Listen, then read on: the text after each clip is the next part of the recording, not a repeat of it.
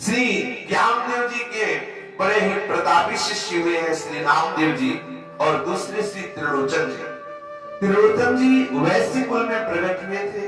बहुत धन था इनके पास, क्योंकि प्रायः धन का विशेष प्रभाव पाया जाता है वैश्य कुलों में, व्यापार आदि इनके द्वारा होता है। तो जब ज्ञानदेव जी का बहुत यश फैला तो श्री त्रिलोचन जी उनके चरणों में गए, पूर्ण श्रद्धा पूर्वक अपने आप को समर्पित किया। त्रिलोचन जी के भाव को देख करके ज्ञानदेव जी ने उनको मंत्र दीक्षा प्रदान की, भगवत मार्ग का उपदेश किया। त्रिलोचन जी ने हाथ जोड़कर प्रार्थना की कि प्रभु, हम गृहस्थी में हैं और नाना प्रकार की क्रियाएं रहती हैं, पता नहीं सतत भजन हो पावे कि ना हो पावे, तो मुझे कैसे भगवत प्राप्ति होगी। तो श्री ज्ञानदेव जी ने कहा कि एक उपाय है जिसमें निश्चित भगवत प्राप्ति हो जाती है, वो उपाय है संत सेवा। यदि आप मन वचन कर्म से दासत्व का भाव ला करके साधु सेवा करेंगे तो दर्शन की तो बात जाने दो, आपको सानिध्य का अनुभव होगा कि हरि आपके समीप है। इस सेवा भाव में किंचन मात्र भी संशय नहीं कि भगवत प्राप्ति हो कि ना हो। जो संत सेवा करते हैं और एक है कि हरि का भजन करते हैं, अगर दो में कहा जाए कि पहले हरि किसको मिलेंगे तो संत सेवा वाले को मिलेंगे। सबसे पहले हरि लीजिएंगे जो हरिदासों का दास है, जो भगवत प्रेमी महात्माओं की सेवा करता है। इसलिए आप हमारी एक बात का सदैव ध्यान रखना कि संतों के प्रति दासत्व भाव रहे, मन वचन कर्म से उनकी दासता स्वीकार कर सेवा करना, तो आप देखोगे इसी जन्म में आपको भगवत साक्षात्कार हो जाएगा। बहुत आनंदित हुए त्रिलोचन जी अपने गुरुदेव के वचन श्रवण करके। श्री ज्ञानदेव जी के बहुत कृपा पात्र श्री नामदेव जी महाराज जी और श्री त्रिलोचन जी, जब श्री त्रिलोचन जी को ज्ञानदेव जी ने यह आदेश किया कि संत सेवा ऐसा सर्वश्रेष्ठ साधन है कि निश्चित इसी से हरि का साक्षात्कार हो जाता है। जो संत सेवा करता है उसमें ऐसी दैन्यता होती है कि अपराध बनने की कोई संभावना नहीं। जो संत सेवा करता है हरि रीझ जाते हैं, बहुत कृपा करते हैं हरि। ऐसी कृपा अपने भजन करने वालों पर भी नहीं की जैसी प्रभु के दासों का भजन करने वालों पर प्रभु की कृपा हुई। आप इस प्रसंग में श्रवण करें, अपने गुरुदेव के वचनों पर दृढ़ विश्वास करके वैश्य कुल में प्रगटे हुए त्रिलोचन जी सदैव अच्युत कुल की सेवा में मगन रहने लगे, अर्थात संतों की सेवा में मगन रहने लगे। श्री त्रिलोचन जी का और नामदेव जी का यश ऐसा प्रकट हुआ जैसे सूर्य अपना प्रकाश करता है, चंद्र अपना प्रकाश करता है, ऐसे भक्ति क्षेत्र में सूर्य चंद्र की तरह श्री नामदेव जी और श्री त्रिलोचन जी का प्रभाव हुआ, जिस प्रभाव से बहुत से अविद्याग्रसित जीव मुक्त होकर प्रभु के चरणारविंद के दासत्व को प्राप्त किए। भक्तवर श्री त्रिलोचन जी हृदय में विचार करते कि मैं जितने संत जन आते खूब भाव से सेवा करूं, पर केवल उनकी पत्नी ही थी, परिवार में और कोई था नहीं, वो और उनकी पत्नी। अब दोनों मिलकर सेवा करते, पर उनके मन में था कि यदि कोई एक और हमें सहयोग देने वाला टहलुआ मिल जाए, कोई नौकर मिल जाए, तो हम बहुत सुंदर ढंग से ठाकुर जी के इन प्रेमियों की सेवा करें। हमें और भी कार्य रहते हैं, हम बाहर के कार्य करें और वो और हमारी पत्नी मिलकर के घर में जितने संत जन आते हैं इनकी खूब रुचि पूर्वक सेवा हो। मन में एक आस रहती कि गुरुदेव ने कहा है कि हरिदासों की सम्यक सेवा होनी चाहिए, तो अभी सेवा में थोड़ी कसर है, यदि हमें एक सहयोगी मिल जाए तो बहुत बढ़िया बात बन जाए। प्रभु के दासों का दासत्व जो स्वीकार किए हुए हैं उनकी आशा को प्रभु की भी सामर्थ्य नहीं है कि अवहेलना कर सके। प्रभु के चरणारविंद का जो भजन करते हैं वो तो भक्त है, लेकिन जो भक्तों का भजन करते हैं भगवान उनके भक्त बन जाते हैं। बड़ी विचित्र रीति है, बहुत विचित्र रीति है। परम भागवत श्री त्रिलोचन जी प्रभु के चरणों में जो अनुरक्त संत महात्मा है ऐसी सेवा करते, जहाँ संतों में विशेष श्रद्धा की जाती है वहाँ संतों की भीड़ शुरू हो जाती है। संत तो साक्षात दया कृपा के अवतार है, बस हाथ जोड़ ले, प्रणाम कर ले, मीठे वचन बोल दे तो उनको लगता है इसको क्या दे दूं, कैसे इसको परम सुख प्रदान कर दूं। अब त्रिलोचन जी हृदय में एक बात रखते हैं कि यदि हमें कोई नौकर मिल जाता तो अच्छा है। प्रभु बहुत प्रसन्न होते, निश्चित समझो। इसीलिए कभी कभी बहुत क्लेश होता है कि कलिकाल की कराल चाल ऐसी बढ़ती जा रही है कि संतों पर श्रद्धा होती जा रही है। ऐसे असाधारण धर्म का पालन करने वाले जो महापुरुष जन है वो गुप्त होते जा रहे हैं, और इस भेष के द्वारा अपने वासनाओं की पूर्ति करने वाले समाज में जहां प्रकट होकर ऐसे आचरण करते हैं तो समाज की अश्रद्धा हो जाती है। जहां संतों पर श्रद्धा होती है हृदय कांप जाता है कि कैसे कैसे किसी का कल्याण हो सकता है। जहां संतों पर श्रद्धा नहीं, वहां तो सर्वनाश निश्चित हो जाता है। जिस घर में, जिस गांव में, जिस देश में जहां संतों का अपमान होता है वहां सब बिगड़ जाता है। एक पाखंड से ग्रसित होकर के अपराध में वृद्धि करेगा तो सच्चे संतों की भी निंदा होने लगती है। यानी सब संत ऐसे हैं, संतों पर संशय होने लगता है, संतों के प्रति भावना का नाश होने लगता है। कैसे? यही है कलयुग की कराल चाल कि हम वो कार्य ही नहीं बनने देंगे जिससे भगवत प्राप्ति होती है। प्रभु सदैव अपने सेवक की रुचि को रखते हैं। वेद पुराण संत जन इसके साक्षी हैं। भगवान श्री त्रिलोचन जी के हृदय की बात पूर्ण करने के लिए त्रिलोचन जी के हृदय में रहता कि मैं और मेरी पत्नी ही साधु सेवा में है, मुझे बाहर के कार्यों में भी जाना पड़ता है। यदि कोई एक टहलुआ मिलता, नौकर मिलता तो बहुत बढ़िया बात बन जाती। तो संत सेवा के प्रभाव से अखिल लोक चूड़ामणि जिनके सी चरण रखने की चौकी को ब्रह्मा शिवादि अपने मुकुट से रगड़ते रहते हैं, वो सच्चिदानंद प्रभु टहलुआ का रूप धारण करके आ गए।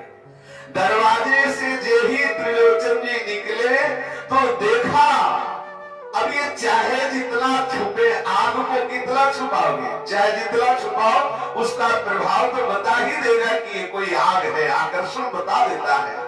14 वर्ष की अवस्था है, नौ किशोर, और बड़े ही सुंदर नेत्र हैं, बड़े बड़े नेत्र हैं, मलिन शरीर है, ऐसा लगता है सालों से स्नान नहीं किया, और फटी हुई एक कंबल की ओढ़नी है, टूटे हुए जूते हैं। सामने से दरवाजे के आकर धीरे से निकल रहे हैं, ऐसा नहीं कि दरवाजे में खड़े हो, धीरे से निकल। त्रिलोचन जी ने देखा तो आंख में आंख देखते ही लगा कोई अपना है। त्रिलोचन जी को लगा कि मानो कोई अपना है। त्रिलोचन जी ने पूछा, निकसत पूछे हो कहां से पधारे आप? ऐसा नहीं गए कहां से आया है, ऐसा नहीं पूछा। धनी मानी है, संत सेवी है, हृदय में भगवत चरणारविंद का अनुराग है, संतों का उच्छिष्टामृत चरणामृत पीने वाले हैं, सबके प्रति भगवत भाव रखने वाले। पूछा कहां से पधारे हो प्रभु आप? ये वेशभूषा कहां से पधारे हो? आपके बाप महतारी कौन है? आपकी दशा देख के तो लग रहा है कि निश्चित आपके माता पिता नहीं है, क्योंकि जिनके माता पिता नहीं होते ऐसी दशा उन्हीं की होती है। फटे जूते, फटी कामड़ी ओढ़े, सालों से ऐसा लगता है कि स्नान नहीं कराया गया है, हमें लगता है कि आपके माता पिता नहीं है। श्री भगवान ने कहा आपका अनुमान बिल्कुल ठीक है, आज तक हमको पता ही नहीं चला कि हमारे माता पिता है कौन, और है ही कौन इनके माता पिता? खुद सारे जगत के माता पिता है, भ्रकुटी विलास सृष्टि लय हुई। हमारे माता पिता का हमें आज तक पता नहीं चला। त्रिलोचन जी ने कहा तब तो बड़े दुख की बात, आपने बड़ा कष्ट सहा होगा, माता पिता का आपको दुलार नहीं मिला होगा, तुम्हारे माता पिता नहीं है। अब आप हमको ये बताओ कि आप ऐसे कैसे टहल रहे हो? बोले हम तो नौकरी की तलाश में हैं, हम तो नौकर हैं, अगर कोई हमें नौकरी दे दे तो हमारी बात बन जाए। त्रिलोचन जी ने कहा अच्छा, मन में प्रश्न नहीं कि हमको भी तो नौकर की जरूरत है, और ये बड़ा रसिया नौकर लगता है, मंद मंद मुस्कुरा रहे, हमें लगता है इससे हमारी बात जम जाएगी। उन्होंने कहा तुम भेंट क्या लेते हो? बोले भेंट तो कुछ नहीं लेते, बस हमारा स्वभाव मिल जाए तो हम नौकरी कर लेते हैं, स्वभाव मिल जाए। त्रिलोचन जी ने कहा भाई अनमिल बात कौन सी ऐसी बात है जो आपकी नहीं मिलती स्वभाव में? बोले हमारे और हमारे मालिक का यदि स्वभाव मिल जाए तो हम नौकरी कर सकते हैं। कौन सी बात है जो आपका आपके मालिक से बनता नहीं है? बोले एक बात है कि हम 5-7 शेर रोज भोजन पाते हैं। 5-7, 5-5 10 2 12, 2 किलो का बाल भोग, 5 किलो का रात भोग और 5 किलो का शयन भोग, मतलब 12 किलो हमारा रोज का आहार है। और बस जहां हमें 2-4-10 दिन कहीं नौकरी की इतना भोजन पाया तो उठत निशाय है, मालिक नाराज हो जाता है, हमको रखता नहीं। त्रिलोचन जी बड़े विरोधास्पद भगवान की बात सुनकर के प्रसन्न हो रहे। इतना छोटा बालक और 12 किलो रोज पावे तो उनको आश्चर्य सा लगा। उन्होंने सोचा शायद विनोद में बोल रहा हो। तो श्री त्रिलोचन जी ने कहा देखो खाने पीने की तो कोई चिंता नहीं, ठाकुर जी ने सब कुछ दे रखा है। आप इस बात के लिए न सोचे कि कोई खाने पीने में यहाँ कमी पड़ सकती है, पर बात यह है कि आप भेंट कितनी लेंगे। बोले बस हमारी भेंट पूजा जो कुछ है यही है, 5-7 सेर मतलब 12 किलो आहार यदि हमें मिल जाए तो फिर हमारी आप सेवा की चतुराई देख ले। क्या सेवा जानते हो? बोले वैसे तो हम चारों वर्ण की सेवा करने का रास्ते जानते हैं, चारों वर्ण में कौन कैसी क्या सेवा, पर विशेषता हमने संत सेवा की प्राप्ति की। डिग्री हमें संत सेवा की प्राप्त है, पढ़ाई तो चारों वर्णों की सेवा की है, पर डिग्री है हमारे पास, अर्थात हम बच्चापन से महात्माओं की सेवा में लगे हैं। और एक खास बात है कि हम जहां सेवा करते हैं वहां दूसरे की जरूरत नहीं है, सब सारी सेवा हम अकेले कर लेते हैं, बढ़िया बढ़िया व्यंजन बना लेते हैं, सब कुछ हम जानते हैं, बस केवल एक निर्वाह कर लिया जाए कि देखो भगत जी जो हमारा भोजन होगा वो केवल भक्ताई नहीं बनाएगी, आपकी पत्नी स्वयं पीसेंगी, स्वयं दाल चावल फुल्का सब बनाएंगी, हमें रोज पवाएंगी। और भूल से यदि कभी किसी से कह दिया कि तो 12 किलो पाता है उसी क्षण चले जाएंगे, बस ये बात है, हमें कोई भेंट वगैरह तो चाहिए नहीं। प्रभु ने कहा चारों वर्णों की सेवा में मैं बहुत प्रवीण हूँ, ऐसा न समझा जाए कि इतना केवल खाता हूँ करता कुछ नहीं। और संत सेवा में तो हमने वर्षों बिताए हैं, बच्चापन से साधु सेवा की है, आपको कभी शिकायत नहीं मिल सकती। और जहाँ हम सेवा करते हैं वहाँ दूसरे की सेवा, बस आप इतना कर लीजिए कि भक्ताएं ही हमें पवाएंगी और वो कभी किसी से कहेंगे नहीं। प्रभु विचार कर रहे हैं कि त्रिलोचन जी की पत्नी ने बहुत साधु सेवा की, उसके हाथ बहुत पवित्र हो गए, बड़ा रस है उसके हाथ में, अगर वो रसोई बना के पवाएगी तो हमें बहुत स्वाद आएगा। और प्रभु कोई न कोई एक ऐसी शर्त रख देते जिससे उनको निकल जाने का चांस बन जाता है। प्रभु ने कहा वो किसी से कहे नहीं। बड़े प्रसन्न हुए त्रिलोचन जी, बड़ा मन लग रहा है बात करने में, बड़ा प्यार उदय हो रहा है। प्रभु से कहा कि अब हमारे यहाँ आप रहो, चिंता मत करो, आपको भरपेट प्रसाद पाओ, पर हम आपको किस नाम से जानेंगे, आपको पुकारेंगे किससे? बोले हमारा नाम संतों ने अंतर्यामी रखा है। जब हम संत सेवा में रहते थे तो जिन संतों के मन में जो आता वो हम उनको बना के पवाते थे, इसीलिए हमारा नाम अंतर्यामी। बोले नाम भी बहुत बढ़िया है, तुम बात भी बहुत बढ़िया कर लेते हो और तुम्हारा नाम भी बहुत बढ़िया है। और हृदय से लगाया, भगवान जो टहलुआ के रूप में है, घर ले गए, चौकी में बैठाला, बड़ा प्यार उदय हो रहा है। मलमल करके सुंदर स्नान कराया, नए वस्त्र धारण कराए, नई जूती उनको दी और अपनी पत्नी से कहा कि देखो खूब प्यार से इनकी सेवा करना, इनकी सेवा में कमी ना होने पावे, क्योंकि ये संत सेवा करेंगे जिनके द्वारा हमारी चाहत वस्तु अर्थात संत सेवा की पूर्ति हो रही है। हमें ये ध्यान रखना है कि इनको तनिक कष्ट ना होने पावे। तुम्हारी आज से सेवा है, अंतर्यामी को रिझा लो, अर्थात किंचन मात्र इसको कष्ट ना होने पावे और अंतर्यामी संत सेवा में रहेंगे। त्रिलोचन जी ने अपनी स्त्री से कहा कि देखो ये अंतर्यामी है ना, इसकी तुम्हें दासी होकर रहना है, इसे भोजन देते समय कभी ऐसी खिन्नता मत लाना कि बहुत ज्यादा पाता है। देखो इसकी शर्त को याद रखना, इसने कहा है अगर कहीं भी ये बात कह दी तो चला जाएगा, सावधान रहना, कभी मालिकाना रोग मत दिखाना कि ये नौकर है। संतों की जो सेवा करता है वो हमारे लिए बहुत पूजनीय है। साधु की सेवा करने वाला तो परम साधु होता है। हरिराम व्यास जी ने भी कहा है कि हरि सेवा से बढ़कर हरिदासों की सेवा का महत्व है। जो भी प्रसाद पावे बहुत प्यार से इनको पवाना। अब श्री ठाकुर जी के चरणारविंद की प्रियता उनके हृदय में है ही, तो वो कहते हैं पत्नी से देखो कितना सौभाग्य बना, अब सेवा कार्य ये संभालेंगे और हम तुम सब मिलकर संतों के समीप बैठ करके प्रभु के गुणों का गायन करेंगे, प्रभु के गुणों का श्रवण करेंगे। अब हमारी भगवान ने सुन ली, संत सेवा में कोई त्रुटि नहीं होगी, खूब भगवत चर्चा सुनने को मिलेगी। श्री त्रिलोचन जी के यहाँ वैसी सेवा होने लगी कि साधु महात्माओं की भीड़ इकट्ठा होने लगी। मानो किसी के मन में है कि यार पुआ का भोग लगता तो बढ़िया, तो ठाकुर जी बिना उनके कहे पहले ही वो भोग लगाकर उनको देते, बड़ा सुख मिलने लगा। संतों की भीड़ इकट्ठा होने लगी और संत जन आगे से आगे जो सेवा हो रही है उसको प्राप्त करके त्रिलोचन जी से कहते, भाई त्रिलोचन, ये जो अंतर्यामी है ऐसा सेवक तुम्हें कभी नहीं मिलेगा। हम सब संतों की मन की बात जान करके सेवा कर रहा है, जितना सुख हमको इसकी सेवा से मिल रहा है इतना भजन में सुख नहीं मिला।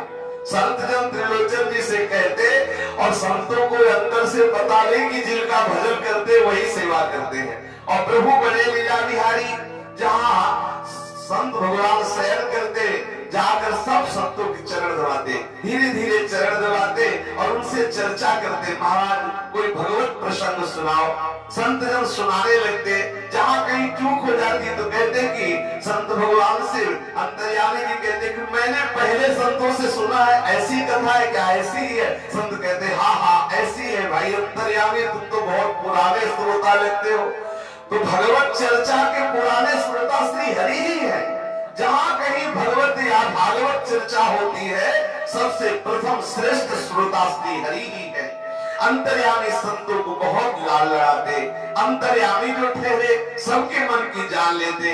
जैसे किसी संत के मन में आता कि आज अगर रबड़ी का भोग लगता तो बढ़िया, तो अंतर्यामी जी समीप जाते, बोले महाराज जी आज हमारे मन में आ रहा रबड़ी का भोग लगाओ। संत ने कहा हाँ हाँ आज रबड़ी का भोग लगाओ। संत बड़े प्रसन्न होते और भगवान संत रबड़ी ले जाकर के संतों को खवाते। त्रिलोचन जी को बुलाकर संत जन कहते कि हमारे हृदय में जो सुख पहुंच रहा है हम तुम्हें कैसे बताए। त्रिलोचन जी आप बड़े भाग्यशाली हैं जो आपको ऐसा सेवक प्राप्त हुआ।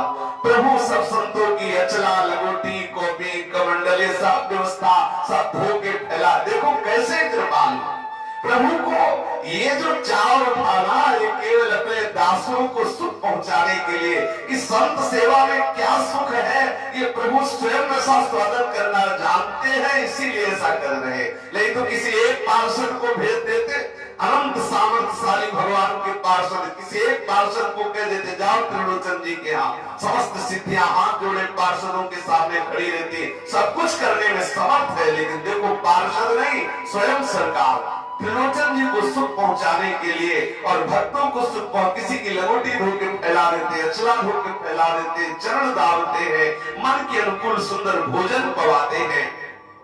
संत भगवंत में खूब प्रीति का विस्तार हो रहा, सुंदर नाम कीर्तन हो रहा, सुंदर भगवत चर्चा हो रही है। सब संतों को अंतर्यामी लाल लड़ा रहे और अंतर्यामी को संत जन लाल लड़ा रहे। संत जन बड़ा दुलार करते, हृदय से लगाते तो बड़ा सुख मिलता है। सब संतों को जो कुछ दिनों के लिए आते थे अब तो वही सब पड़ाव कर गए, जो आता जाने का नाम ही न लेता। चक पाने को मिल रहा है, जो भजन ध्यान से सुख नहीं मिलता वो अंतर्यामी की सेवा से सुख मिल रहा है, कौन जाएगा। त्रिलोचन जी को बड़ा सुख पहुंच रहा है कि हमारे हो भाग्य संत भगवान सब एकत्रित होकर यश का गान करते हैं। अब हृदय में बड़े सुख का संचार हो रहा है। त्रिलोचन जी की जो पतली थी कहती तो कुछ नहीं थी लेकिन ऊब गई थी। क्या अब 12 किलो रोज कूटना पीसना बनाना बना के पवाना, और पवाते समय किनका भी नहीं बचना। जब पूछती कि और रोटी तो बस सर हिला देते। जब बाद में बर्तन में जो कहीं किनका रह जाता उंगली से ऐसे चाटते और उधर रसोई की तरफ देखते तो उनकी पतली कहती है जो 12 किलो था वो खत्म हो गया। तो भगवान कहते अच्छा कोई बात नहीं कल और बना देना, और आचमन करके उठ जाते। त्रिलोचन जी की पतली बहुत अंदर से रिस्क करती कि कभी नहीं कहता कि छक गए, कभी नहीं कहता कि रहने दो 2 रोटी तुम भी पा लेना, कभी नहीं कहता। एक दिन बड़ा अवसर मिला, ठीक से बना के पवाया और निकल करके अपनी मित्र पड़ोसी के पास गई। वहां जाकर के पास बैठ करके, अब स्त्रियों को एक श्राप है महाराज युधिष्ठिर का। जिस समय पूरा युद्ध हो गया था और तर्पण क्रिया हो रही थी, उस समय श्री कुंती माता ने युधिष्ठिर जी से कहा था कि कर्ण के लिए भी तर्पण करो। उनका कर्ण के लिए क्यों करूं? उसी के कारण तो पूरा भयानक युद्ध हुआ। तो उन्होंने कहा कि मैं बता नहीं पाई, वो तुम्हारा बड़ा भाई है। बहुत कष्ट हुआ युधिष्ठिर को कि अगर तुम ये बात हमें पहले बता देती तो इतना नरसंहार ना होता, क्योंकि दुर्योधन पूर्ण समर्पित था कर्ण के लिए और कर्ण मेरा बड़ा भाई था, हम दोनों राजी हो जाते, उसे राजा बना देते तो युद्ध होता ही नहीं। बहुत अंदर कष्ट हुआ युधिष्ठिर को और उन्होंने श्राप दिया कि आज के बाद मैं श्राप देता हूं कि कोई भी स्त्री गुप्त बात अपने मन में छुपा नहीं पाएगी, चाहे दीवान से बताना जरूर पड़ेगा। ये महाराज युधिष्ठिर का श्राप है। तो ऐसे ही कुछ अंदर जैसे कोई हजम न हो, उल्टी करना ही पड़े, ऐसे ही बात होती है। बोले देखो तुम्हें हमारी कसम है, कहला नहीं किसी से। ऐसे ही त्रिलोचन जी की पत्नी ने कहा कि देखो तुम्हें हमारी कसम है, कहला नहीं बात, हम तुमसे बात बता ले आई। उन्होंने कहा बहुत दुबली पतली हो गई। बोले 12 किलो रोज गेहूं तैयार करके और रोज 12 किलो आटा पीसना पड़ता है, ढेर सारी सब्जी हलवा पूड़ी सब क्या क्या बनाना पड़ता है। बोले क्यों क्या हो गया? बोले टहलुआ निवाला है ना, वो अंतर्यामी उसका नाम है। कभी हमने आज तक नहीं सुना कि वो ये कह दे कि बस करो छक गए। पता नहीं कि तो बड़ा कोट है, अर्थात बड़ा भूखा है, कितना भी खवाओ कभी तृप्ति का अनुभव नहीं करता। एकदम ध्यान बात आई कि त्रिलोचन जी ने कहा था अगर किसी से बता दोगी तो चला जाएगा। तो उनका देखो तुम्हारे हाथ जोड़ती, तुम्हें हमारी कसम है, बताना नहीं किसी से। लेकिन ये क्या पता कि वो अंतर्यामी हो तो सब सुन ही रहा है। बस ये कह के अपने घर में आई, तो जब ही घर में आई तो देखा कि अंतर्यामी नहीं है। शक हो गया उनको कि हमने जो बता दिया अपने मित्र सखी से, हमें लगता है अंतर्यामी को पता लग गया। त्रिलोचन जी अंतर्यामी कहाँ हो? अब वो ढूंढ रहे हैं घर में। जब कई घरों में ढूंढा, वहां देखा, आज तक ऐसा नहीं हुआ था कि अंतर्यामी साधु सेवा छोड़कर कहीं जाए। पत्नी से कहा क्यों नहीं, बता तो, सच्ची बता, कहीं किसी से बता तो नहीं दिया? डरते हुए उन्होंने कहा कि हमने बता दिया, अपनी एक सखी है, मित्र है, पड़ोसन, उससे बता दिया है। ओहो, वो बहुत अंदर दुखी हुए, जैसे जल से मछली को अलग कर दो ऐसे वो तड़पने लगे। हाय, अंतर्यामी के बिना मैं जी नहीं सकता। अंतर्यामी जैसा सर्वज्ञ सेवक संत जितने भी है सब उसकी प्रशंसा करते थे, कहां मुझे ऐसा सेवक मिलेगा। घर घर पूछते डोल रहे, हमारे अंतर्यामी को देखा है क्या? कभी एकदम जोर से रो पड़ते, अंतर्यामी तुम कहां हो, पुकारते। अब न खाना न पीना, हृदय में बड़ा अंदर क्लेश। अंतर्यामी तुम कहां हो, एक बार क्षमा कर दो, दोबारा ऐसी गलती नहीं होगी। हे अंतर्यामी आप कहां चले गए? पत्नी को बार बार कहते, अरे अभागिनी तूने क्यों ऐसा बोल दिया? इतना संत सेवा करने वाले, सबको सुख पहुंचाने वाले, उनके प्रति तूने कैसा अपराध कर दिया? वे रिस करके चले गए। हाय, एक एक घड़ी कलम के समान उनके बिना बीत रही है। मेरा शरीर भी जल नहीं जा रहा, मेरे प्राण क्यों नहीं निकल जा रहे उनके वियोग में? हमारे लिए दसों दिशाएं तापकारी हो गई। हाय हाय, हमारा हृदय कर रहा है, कैसे मिलेंगे मुझे अंतर्यामी? रात दिन वो हाथ जोड़े खड़े रहते, क्या क्या है, और तत्काल वो सब सेवा कर देते। ऐसा कहां मिलेगा कोई? दीन जान करके, परम प्रेमी जान करके आकाशवाणी होती। प्रभु ने त्रिलोचन जी को अपनी दिव्य वाणी के द्वारा संबोधन किया। 3 दिन 3 रात बीत जाने पर दुखी त्रिलोचन जी को भगवत वाणी सुनाई दी। आकाशवाणी हुई कि देखो तुम खेद मत करो, वो अंतर्यामी नौकर और कोई नहीं, मैं स्वयं था। प्रभु ने कहा कि वो अंतर्यामी नौकर और कोई नहीं, मैं स्वयं था। मैं संत सेवा का सुख पाने के लिए और तुम्हारे हृदय की लालसा पूरी करने के लिए अंतर्यामी के रूप से तुम्हारे यहाँ सेवा कर रहा था। तुम ऐसा मत समझो कि मैं तुम्हारे घर से चला गया हूँ। जिस घर में संत सेवा होती मैं सदा वहाँ निवास करता हूँ। मैं तो अधीन तेरे घर में ही रहूं लीन, मैं तुम्हारे ही घर में रह रहा हूँ, क्योंकि जहाँ संत चरणामृत उच्छिष्टामृत गिरता है, हरि उस घर को कभी नहीं छोड़ते हैं। मैं तुम्हारे समीप ही रह रहा हूँ, मैं तो तुम्हारे अधीन हूँ। तुम अब कहो तो मैं सदैव तुम्हारे यहाँ प्रकट रूप धारण करके सेवा में हूँ। तुम यदि आदेश करो तो मैं सदैव तुम्हारी सेवा में रहूं। ऐसी आकाशवाणी हुई। आकाशवाणी ने कहा, तुम खाओ और पियो, आनंद पूर्वक रहो, मैं तुम्हारे घर में ही वास करता हूँ, मैं तो तुम्हारे अधीन हूँ, मैं ही स्वयं अंतर्यामी सेवक के रूप में तुम्हारे यहाँ रहा। अब आदेश करो तो मैं जो घर में लीन हूँ, मैं प्रकट होकर तुम्हारी सेवा में आ जाऊं। जिन ही ये बात सुनी तो उनके हृदय में और दुख हुआ कि हाय, मैं कैसा अपराधी, धिक्कार है मुझको, मैंने अपने इष्ट को अपना दास बना लिया, मैं अपने स्वामी को अपना दास बनाकर घर में रखा, मैं उनका दास नहीं बन पाया, थोड़ी सी भी सेवा नहीं कर पाया। मेरे लिए कितने शर्म और उपहास की बात है। आज के बाद मैं भक्तों के सामने कैसे मुख दिखाऊंगा कि अपने प्रभु को मैं सेवक बना के, नौकर बना के घर में रखा, मैं मुख दिखाने योग्य नहीं रहा। लोग मुझे भक्त कहते हैं, पर कहो तो हमने कौन सी भक्ति की, और मेरी मूढ़ता तो देखो, मैं अपने स्वामी को जान न सका और हमारे समीप रह गए। अपने भक्तों से प्रेम करने की इनकी रीति को देखो कैसी गुप्त है। मेरे मन में भी ये बात नहीं आई कि मेरे स्वामी हैं। प्रभु ने मेरी तुच्छता की ओर जरा सा भी ध्यान नहीं दिया। उनकी भक्त वत्सलता की बात तो केवल उन्हीं से बन पड़ती है। उन्होंने मेरे नाम मात्र के गुणों पर रीझ गए और समस्त अवगुणों का समुद्र इस बात पर ध्यान ही नहीं दिया। प्रभु मेरे घर आए, इतने दिन रहे, मैं ऐसा मूढ़ उनको दुलार न कर सका, उनकी सेवा न कर सका, उनको जान न सका। हाय, एक बार वो आ जाए, बस वो एक बार आ जाए, मैं दौड़कर उनके पैरों में लिपट जाऊं। श्री त्रिलोचन की आकांक्षा करते, एक बार प्रभु पुनः आ जाए, मैं दौड़कर उनके चरणों में लिपट जाऊं। इस प्रकार त्रिलोचन जी अंतर्यामी का ध्यान करते हुए रुदन करने लगे। प्रभु ऐसा कैसे हो सकता है कि कोई उनका भक्त ऐसा पुकारे और वो ना आए। मंद मंद मुस्कुराते हुए सरकार सामने प्रकट हो गए। त्रिलोचन जी दौड़कर प्रभु के चरणों में लिपट गए। प्रभु ने उनको हृदय से लगाया और कहा, देखो, इसी हमारे रूप का तुम सदैव ध्यान करना और अपना समय संत सेवा और सुमिरन में लगाना। तुम सदा सदा के लिए हमारे नित्य धाम में आ जाओगे।